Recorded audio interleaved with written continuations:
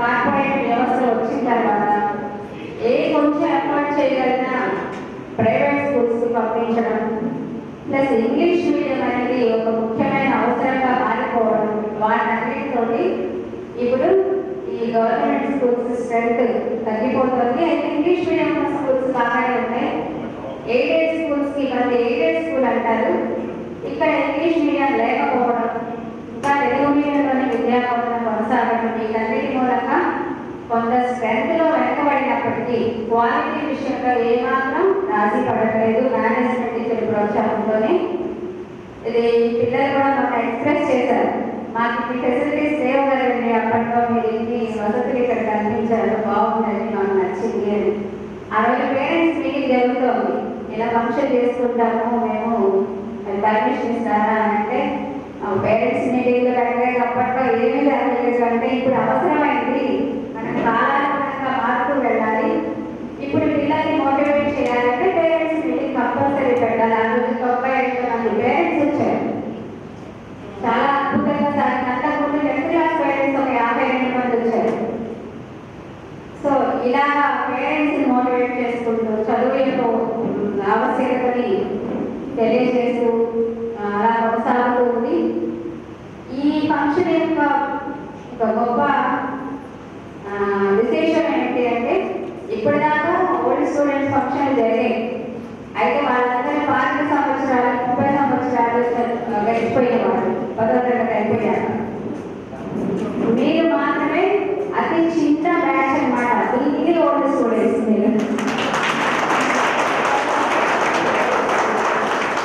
చాలా చిన్న వయసులో మనల్ని ఓల్డ్ స్టూడెంట్స్ ఫంక్షన్ ఇన్వైట్ చేసి, సో ఆ చరిత్రని ఆ కథని మీరు సొంతం చేస్తున్నారు. కాంగ్రాట్స్.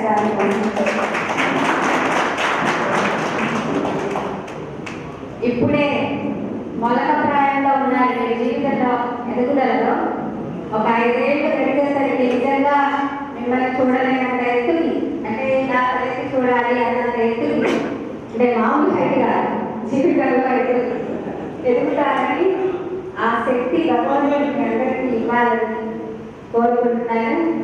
నాకు చదువు టీచర్స్ కూడా నాతో ఉన్నారు.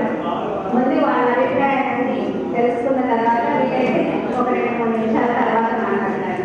ఈ అవకాశాన్ని నాకు ఇచ్చినందుకు మీ అందరికీ కృతజ్ఞతలు తెలియజేస్తున్నాను.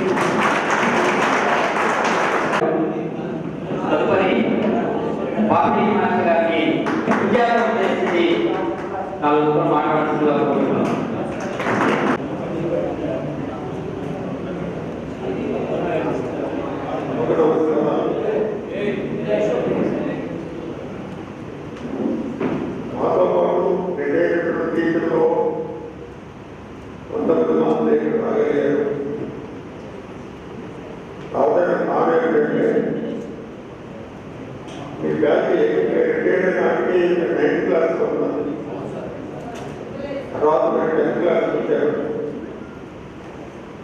మీ క్లాసుకు హాజరైనటువంటి ఉపాధ్యాయులు మాత్రమే ఇక్కడ రావడం జరిగింది. చాలా సంతోషం. ముఖ్యంగా స్కూల్ స్థాపించి 1962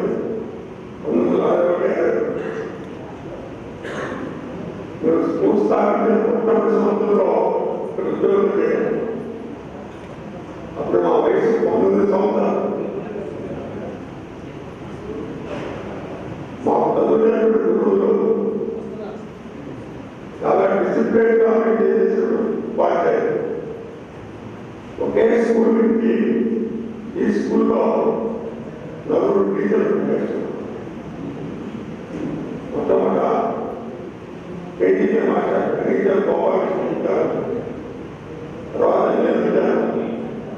నా తర్వాత ఆర్కే మాస్టర్ వచ్చారు.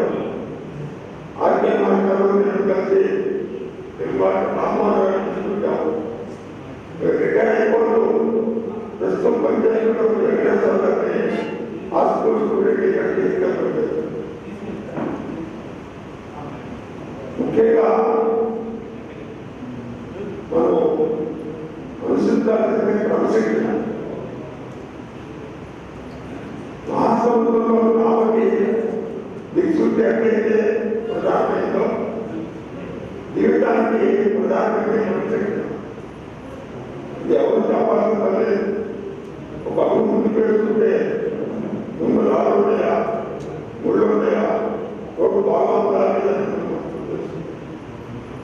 కాబట్టి ఆలోచన చేసి అడుగు ముందుకు వెళ్ళిన బాధ్యత మన దగ్గర ఉంది. మేము కష్టపడి పైకి చదువుకున్న వాళ్ళం మా జీవితం తెలుసుకుంటే ఇవాళ వినోద సౌకర్యాలు 100%. పూర్వం రోజుల్లో చదువుకోవాలంటే 5 ఏళ్ళు 10 ఏళ్ళు స్కూల్కి వెళ్ళాలి. అటువంటి పరిస్థితుల్లో చదువుకున్నటువంటి విద్యార్థులు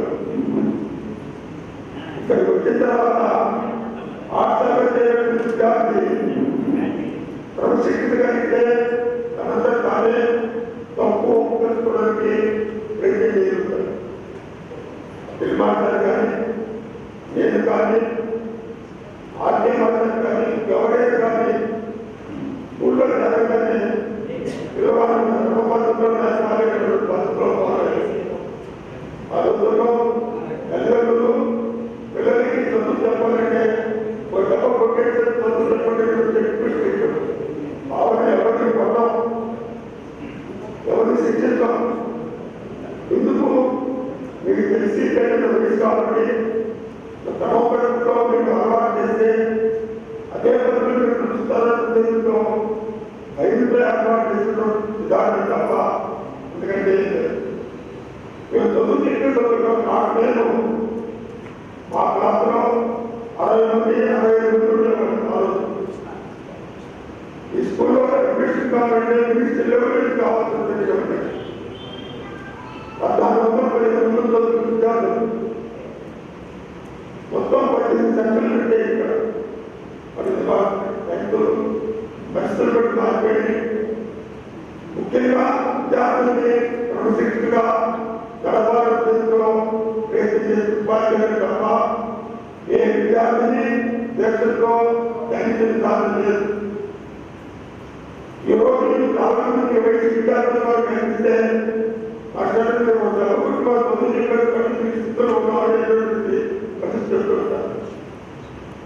అది మీ బాబు కోసం చేసిన పని తప్ప ఏదో చేసింది కాదు. ఏదైనా సరే మీ విద్యార్థులు కూడా సౌకర్యాలు పిల్లలు కూడా బిడ్డల్ని ప్రేమలు అంటారు. కానీ వాళ్ళని క్రమశిక్షణలో పెట్టుకుంటే వాళ్ళ భవిష్యత్తు బాగుంటుంది, మన జీవితం బాగుంటుంది. అందువల్ల నేను ముఖ్యంగా చెప్పేది ఏంటంటే క్రమశిక్షణతో మనం జీవితాన్ని గడపాలి. ఈ రోజు ఇవాళ నేను బాధపడే ఏంటంటే ఈ సంవత్సరంలో 32 సంవత్సరాలు సర్వీస్ చేశాను. ఏనాడు కూడా స్కూల్కి మేము ప్లేట్ పెట్టిన పరిస్థితి లేదు. మీరు 6 గంటల ప్రోగ్రామ్ నేను 5 గంటలు వచ్చాను. వాళ్ళు ఏ కార్యక్రమం చేయాలని కూడా 1 గంట ముందుగా ప్రయత్నించారు. ఆ విధంగా మీరు కూడా ఒక కార్యక్రమాన్ని చేయాలన్నప్పుడు కార్యక్రమం టైం ముందుగా సిద్ధమైంది. ఆ కార్యక్రమం చేయకుండా ప్రయత్నించండి.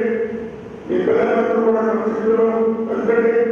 మీరందరూ కూడా అనుకుంటున్నారు కోరుకుంటూ ఈ విషయం చాలా చెప్పాలనిపిస్తున్నా కూడా ఎందుకు తీసుకోలేదు. మేమందరూ కూడా కష్టపడి పైకొచ్చినటువంటి విద్యార్థులని ఇవాళ ఒక స్థితి వచ్చిందంటే మేము చదువుకున్న విషయాన్ని జ్ఞాపకం చేసుకుని నేను ఎందుకైతే బయట సహాయపడ్డాను ఆ విధానంలో మేము ఇతర సహాయపడడానికి ప్రయత్నం చేస్తున్నాం. కొన్ని రిటైర్ అయిన తర్వాత కూడా ఏదైనా వేద విద్యార్థులను వచ్చి మాట్లాడిన పరిస్థితి చదువుకోలేదంటే నా సహాయం చేస్తూ నా దగ్గర చదువుకునే విద్యార్థులు సహాయం చేయండి. ఒక 48 ఇంజనీరింగ్ చేయించాను. సేవా కార్యక్రమం చేస్తున్నాను. ఆధ్యాత్మిక విషయాల్లో మా పిల్లలందరూ కూడా ముందుగా ఉన్నారు. వారి వారిని పాత్ర అప్లై చేశాను. నా జీవితం అంతా కూడా భగవంతుడు ఎవరైతే చేయగలిగిన చేస్తున్నా రావడం చెప్పలేదు. నా జీవితంలో నేను అనేక రకాల దశలు అనుభవించాను. దాన్ని అనుభవంలో పెట్టుకొని మనకు ముందు చేసిన ప్రజల యొక్క ఆశయాన్ని దృష్టిలో పెట్టుకొని నేను నడుచుకుంటాను. ప్రతిరోజు సాయంకాలం కూడా పండుగ జీవితాన్ని ఒకసారి నమ్మకేసుకుంటా. నా గురువుకి నా గురువుకి దాంట్లో ఆశ్రమంలో మన జాగ్రత్త పద్ధతి మన చేస్తుంటే మన రోజు చేస్తుంటారు. ఆ విధంగా మీరు కూడా ఆలోచించండి. సహాయం చేయండి, విద్యార్థులకు వ్యక్తి నుంచి సహాయం చేయండి. అందువల్ల ఇతరులకు సహాయం చేస్తూ మన జీవితాన్ని కట్టుకోవాలని కోరుకుంటూ మీ అందరికీ భగవంతుడు ఆరోగ్యం ప్రార్థిస్తూ జరుగుతుంది. ఇక పనిష్మెంట్స్ విషయానికి వస్తే ఇప్పుడు మేము పిల్లల్ని అనడానికి లేదు, కొట్టకూడదు, తిట్టకూడదు, ఏం రాకూడదు, చదువు రావాలి. అది అయ్యే పనేనా అంటే అవ్వదు అసలు నిజంగా చెప్పాలి. బాబే మాస్టర్ మొట్టిగా వేస్తే దిగిపోవాలి. అందువల్ల మనం ఎక్కాం. అవునంటారా కాదంటారా? ముఖ్యంగా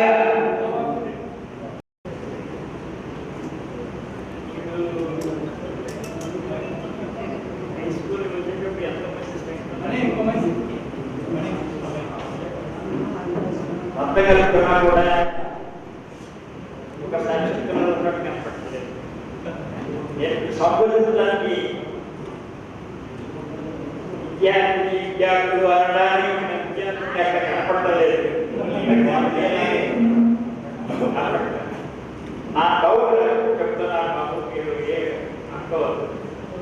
ఇద్దరు కలిసి కూడా ఇంకా విద్యార్థులు ఎక్కడ కనపడలేదు. చెట్టుగా చదువుతున్నారు కదా, అందరూ కలిసి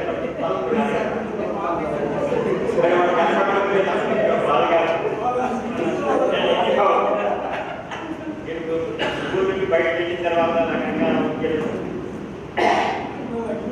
కొంతమంది చదువుకున్నారు, కొంతమంది వ్యాపారం చేయాలి, కొంతమంది రకరకాల వ్యాపారాలు పెట్టిపోయారు.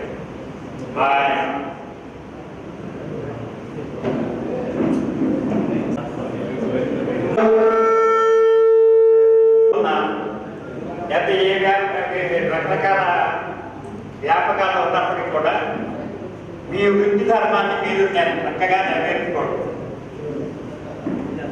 మన ప్రవర్తన మన పిల్లల మీద ఆధారపడి మన పిల్లలు ఇమిటేట్ చేస్తుంటారు. మన పిల్లల ప్రభావం పిల్లల మీద పడుతుందండి. కానీ ముఖ్యంగా నేను చెప్పేదంటే మన వృత్తి ధర్మాన్ని మాత్రం చక్కగా నెరవేర్చుకుంటే ఒడుదుడుకు లేకుండా మన జీవితం ముందుకు వెళ్ళిపోతుంది. ఎప్పుడైతే దాన్ని పక్కకి తోసి ఇంకో రకంగా వెళ్ళామో అనేక కష్టాలు పాలవుతుంటాం. చక్కగా దిద్దుకుంటూ మీ పిల్లల భవిష్యత్తుని కాపాడుకుంటూ చేసినటువంటి తోటి విశ్రాంతి ఆహ్వాని వీళ్ళందరికీ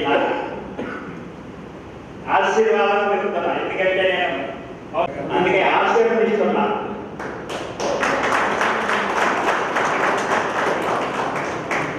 ఇక ముందు కూడా మీరు ఆరోగ్యంగా ఐశ్వర్యాలతో వర్తిల్లాలని కోరుకుంటూ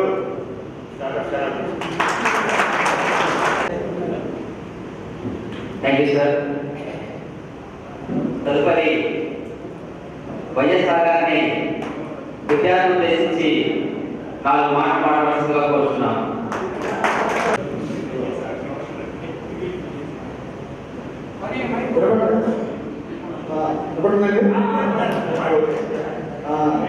మీ అందరికీ ఫస్ట్ నాకేదో అనిపిస్తుంది కదా, వీసౌండ్ వస్తుంది. మాట్లాడిన మాట మళ్ళా ఇందాక అందరూ మాట్లాడేటప్పుడు నేను గమనించాను. మీకు క్లారిటీగా వస్తుందా? సౌండ్ క్లారిటీగా వస్తుందా? నాకైతే వీసౌండ్ ఇస్తున్నాను కదా.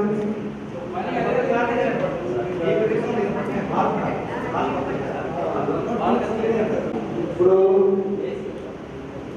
స్టేజ్ని అలంకరించిన తోటి ఉపాధ్యాయులు, ఉపాధ్యాయులు, పూర్వ విద్యార్థులు